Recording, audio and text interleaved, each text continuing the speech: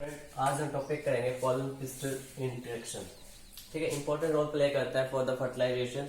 अगर पोलन और पिस्टल का इंटरेक्शन नहीं होगा तो सेक्सुअल रिप्रोडक्शन वहां पे अकर ही नहीं हो सकता। ठीक है, तो उसी स्टेप के अंदर हम पढ़ेंगे तो पोलन पिस्टल इंटीग्रेशन कैसे होता है। ठीक, किन किन स्टेप्स के कारण पोलन पिस्टल इंटरेक्शन होता है। ओके, जैसे मान लो हमारे पास पोलन ग्रेन है, ये किसी भी एजेंट के द्वारा किसी भी वेक्टर के द्वारा स्टिग्मा तक पहुंचा। ठीक है, स्टिग्मा के पहुंचने के बाद वहां पे डिपेंड करता है उसके इन्वायरमेंट के बारे में, उसके केमिकल्स के बारे में, या उसके सेल कंपेटिबिलिटी के बारे में कि यहाँ पे उसका जर्मिनेशन ऑफ पोलन ट्यूब होगा कि नहीं होगा। ठीक है, तो उसके लिए रिस्पॉन्सिबल फैक्टर्स कौन कौन से हैं। जैसे स्टिग्मा की अगर बात करते हैं तो स्टिग्मा के ऊपर यहाँ पे लिक्विड रेजिन्स, ठीक है, लिक्विड रेजिन्स प्रेजेंट होते हैं। और अगर बात करें तो गम्स और शुगर भी प्रेजेंट होती है, गम्स और शुगर प्रेजेंट होती है। ठीक है, गम और शुगर इन सब की प्रेजेंस होने की वजह से जब स्टिग्मा के ऊपर पोलन ग्रेन लैंड करता है तो उसके अंदर एंडो ऑस्मोसिस होने लग जाता है, ऑस्मोसिस होने लग जाता है। ठीक है, एंडोस्मोसिस का कारण क्या हो जाता है, प्लाज्मोलाइसिस, प्लाज्मोलाइसिस। ठीक है, मतलब क्या होने लग जाती है, स्वेल अप होने लग जाता है हमारा पोलन ग्रेन। ठीक है, स्वेल अप होएगा तो जो एक्साइन लेयर है, एक्साइन है वो क्या होगी, सेलुलोज एंजाइम के कारण, सेलुलोज एंजाइम के कारण क्या होगा, ब्रेक डाउन हो जाएगा। और जर्म पोर से, कहां से, जर्म पोर से हमारी क्या जर्मिनेट होगी, pollen tube. Clear, pollen tube germinate होगी। ठीक है, और पोलन ट्यूब के लिए जो मूवमेंट है, नीचे डाउनवर्ड जो मूवमेंट है, उसके लिए स्पेशल होता है हमारे अंदर, कौन सा होता है, रेस्ट्रिक्ट द साइटोप्लाज्म, जिसको बोला जाता है कैलोस प्लग। ठीक है, जो रेस्ट्रिक्शन होता है साइटोप्लाज्म के अकॉर्डिंग, जो पोलन ट्यूब को स्टाइल के अंदर मतलब स्टिग्मा के अंदर जर्मिनेट होने के बाद इनवर्ड मूवमेंट करने में हेल्पफुल करता है। ठीक है, अब यहाँ पे स्पेशल टेम्परेचर भी होता है। टेम्परेचर मैंने पहली वीडियो में बताया 20 to 30 डिग्री सेल्सियस टेम्परेचर होना चाहिए यहाँ पे। और एक मेन चीज और होनी चाहिए पोलन पिस्टल के लिए, बोरोन का प्रेजेंस होना जरूरी है। ओके, जब यहाँ पे मतलब स्टिग्मा ग्रोन हो गया तो यहाँ पे जो इस प्रोसेस हुआ है due to presence of liquid resin, gum, sugar, ठीक है, इन सब के वजह से जो प्रोसेस हुआ है, स्वेलिंग अप हुआ है, किसका हुआ है, पोलन ग्रेन्स का। तो उसे क्या बोलते हैं हम, melting together reaction, melting together reaction. ठीक है, मेल्टिंग टुगेदर रिएक्शन यहाँ पे अगर होती है, इसका फायदा क्या है, ये मतलब सेल्फिंग के अंदर मतलब पहचानेगा कि मेरी स्पीसीज का है कि नहीं है। अगर सेल्फिंग होगा तो उसकी वजह से प्लाज्मोलाइसिस हो जाएगा, पोलन ट्यूब का जर्मिनेट होगा। ठीक है, और यहाँ पे एंजाइम की बात करते हैं तो यहाँ पे एंजाइम्स भी काफी प्रेजेंट होते हैं। कौन कौन से प्रेजेंट होते हैं, अल्कलाइन फॉस्फेट,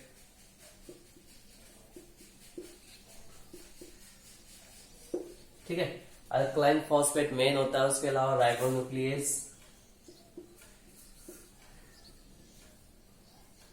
स्ट्रेस, ठीक है, और चिटिनेज मतलब सेलुलेज बोल सकते हैं हम, सेलुलेज प्रेजेंट होता है।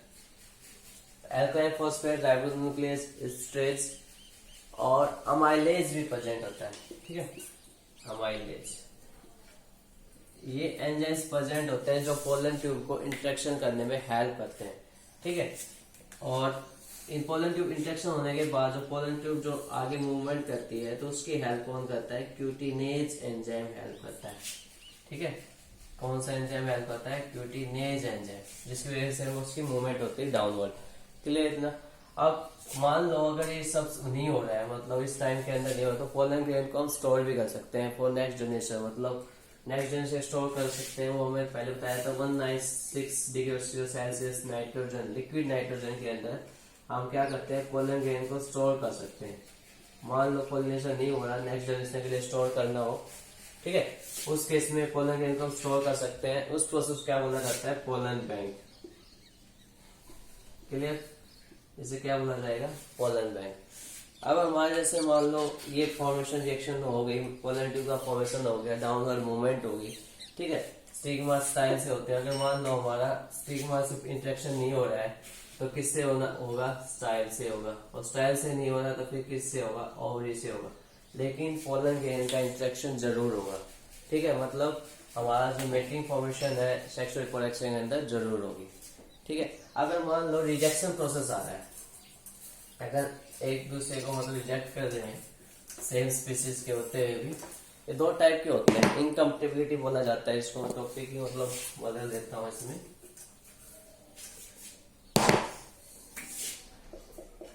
इनकम्पेटिबिलिटी,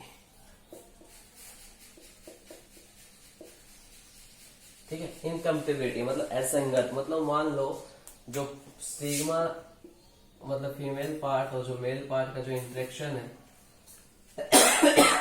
सॉरी, फीमेल और मेल पार्ट का जो इंटरेक्शन है वो डिफरेंट होगा, ठीक है।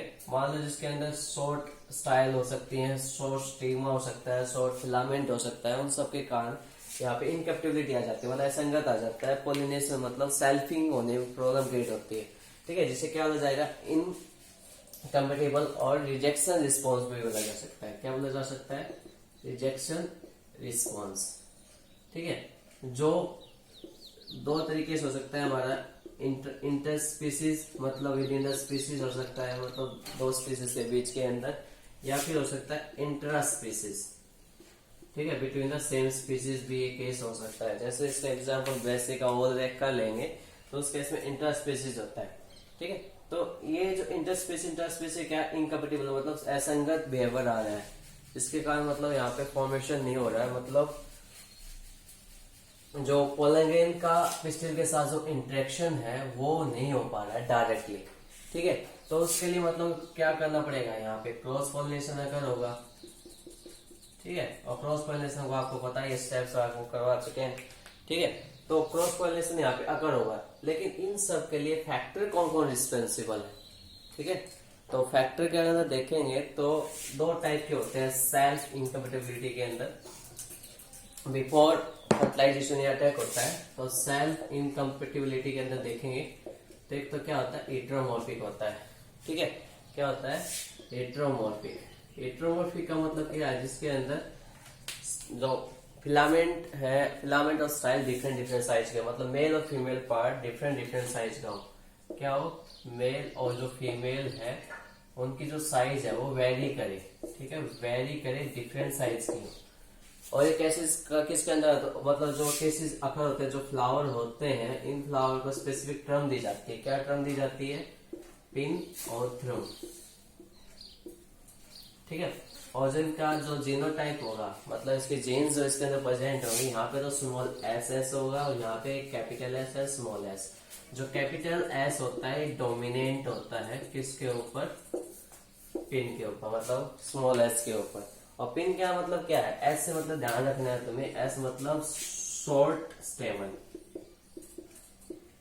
ठीक है। अब ये शॉर्ट स्टेमन प्रेजेंट हमारे पास, शॉर्ट स्टेमन होना मतलब क्या है कि पिन केस प्रेजेंट होगा, और इसका एस का मतलब क्या होगा, लॉन्ग स्टेमन, ठीक है। और इसी के अकॉर्डिंग इसके ऑपोजिट हो जाएंगे, क्या हो जाएगा, अगर शॉर्ट स्टेमन है तो क्या होगा, लॉन्ग स्टाइल होगी या लॉन्ग कार्पल होगा, ठीक है। ऐसे यहाँ पे लॉन्ग क्या होगा, सॉरी यहाँ पे शॉर्ट होगी कार्पल।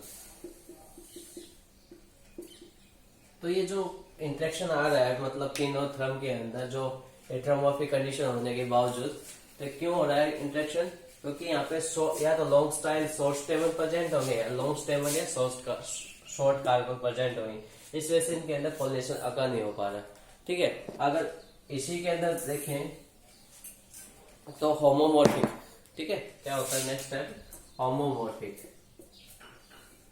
होमोमॉर्फिक होगा,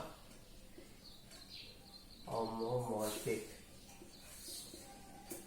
ठीक है। होमोमॉर्फिक के अंदर क्या होता है, मतलब रिस्पॉन्स भी अगर देखा जाए तो हमें काफी टाइम से इसको ऑब्जर्व कर रहे हैं। तो होमोमॉर्फिक के अंदर स्पोरोफाइटिक एंड गैमेटोफाइटिक केस अगर होते हैं, स्पोरोफाइटिक एंड गैमेटोफाइटिक, ठीक है। स्पोरोफाइटिक गैमेटोफाइटिक प्रोसेस अगर होते हैं, स्पोरोफाइटिक भी हो गया यहाँ पे और गैमेटोफाइटिक भी। ये इसमें एक्चुअली हो क्या रहा है, जो मतलब मोर देन अगर बात करें स्पीसीज की, तो 20 स्पीसीज के अंदर 20 फैमिली के अंदर, सॉरी 20 फैमिलीज के अंदर और 300 स्पीसीज ऐसी हैं जो सेल्फ इनकम्प्लीटली बिहेवियर शो कर रही हैं, ठीक है, जिसका हेटेरोट्रॉफिक, होमोमॉर्फिक है। होमोमॉर्फिक है स्पोरोफाइटिक एंड गैमेटोफाइटिक। स्पोरोफाइटिक का मतलब यहाँ पे क्या है, एस है, कैपिटल एस, ठीक है। कैपिटल एस मतलब इसका जो स्पोर फॉर्मेशन होगा, स्पोर फॉर्मेशन होंगे, स्पोर फॉर्मेशन यहाँ पे जो हो रहा है डायरेक्टली डिपेंड करता है कैपिटल एस के ऊपर। अगर मान लो हमारे पास क्रॉस करवाया जाए, किसका क्रॉस करवाया जाए, पिन और थर्म का, ठीक है, पिन और थर्म का क्रॉस करवाया जाए, तो क्रॉस करवाएंगे जैसे गैमेट क्या बनेंगे, एक सिंगल एस, इसमें कैपिटल एस। इसको थोड़ा अलग क्लियर करने के लिए स्मॉल एस बना देता हूँ, और ये क्या हो गया, स्मॉल एस। अब क्रॉस करवाएंगे हम इनका, ठीक है, जैसे 10th क्लास में किया था हमने, small S, capital S and small S, ठीक है। अब ये कैपिटल एस और स्मॉल एस आ रहा है, इसका मतलब क्या है, थर्म टाइप का है, इसके अंदर मतलब कम्पेटिबिलिटी होगी, ठीक है, मतलब पॉलिनेशन इंटरेक्शन होगा। अगर इसकी बात करते हैं तो इसमें भी होगा, लेकिन ये पिन टाइप है, इसके अंदर नहीं होगा, ठीक है। इसके अंदर क्रॉस पॉलिनेशन और होगा, क्रॉस मतलब पॉलिनेशन अकर नहीं होगा, इसमें क्रॉस पॉलिनेशन अकर होगा। रेशियो क्या है हमारा, 1:1, और किस पे डिपेंड कर रहा है, सारा मॉर्फोलॉजी के ऊपर, मतलब स्पोर के ऊपर, ठीक है। और गैमेटोफाइट के अंदर क्या है, ये डायरेक्टली जीनोटाइप पे डिपेंड करता है, ठीक है, जीनोटाइप। ये किस पे, स्पोरो फॉर्मेशन, मतलब स्पोर पे, इन गैमेट्स पे डिपेंड करेगा किस टाइप का गैमेट ले रहे हैं। अगर मान लो हम कैपिटल एस स्मॉल एस लेते, तो उस केस में क्या फॉर्मेशन बनेगा, ठीक है। तो इस फॉर्मेशन अगर देखेंगे तो भी कंडीशन हमारे पास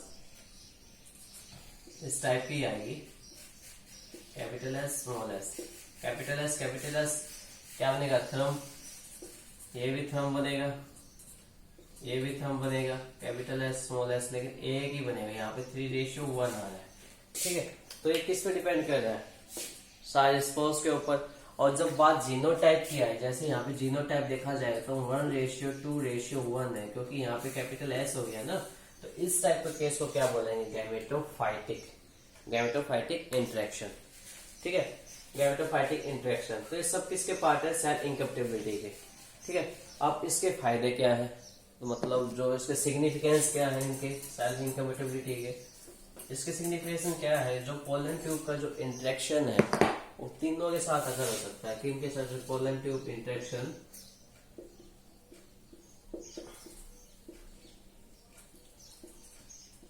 ठीक है, to the stigma, first case तो यह होगा, दूसरा क्या होगा, टू द स्टाइल, और थर्ड केस क्या होगा, टू द होल, ठीक है। ये सारे इंटरेक्शन यहाँ पे अगर होंगे, और इनकी वजह से जो स्ट्रेस आते हैं, मतलब क्या होते हैं, मतलब कंटिन्यू अगर सेल्फिंग करते हैं, ठीक है, सेल्फिंग मतलब सेम स्पीसीज के अंदर प्रोडक्शन हो रहा है, बार बार सेल्फिंग हो रही है, मतलब जहाँ पे क्रॉस पोलिनेशन अब्सेंट है, तो इसमें क्या आता है, स्ट्रेस आ जाता है, ठीक है, मतलब एक ही टाइप के कैरेक्टर बार बार आते रहेंगे, तो इसकी वजह से स्ट्रेस आ जाता है, और हमारे कैरेक्टर्स के अंदर वेरिएशन अकर नहीं होगा, ठीक है। वेरिएशन अकर नहीं होगा तो मतलब क्या है, एडवांटेज वेरिएशन नहीं आएगी, इवोल्यूशन अकर नहीं होगा, हमारे लिए फायदेमंद नहीं है। तो इस वजह से क्रॉस पोलिनेशन में हेल्प करता है कौन, सेल्फ इनकम्पेटिबिलिटी। क्लियर, आज के लिए इतना ही।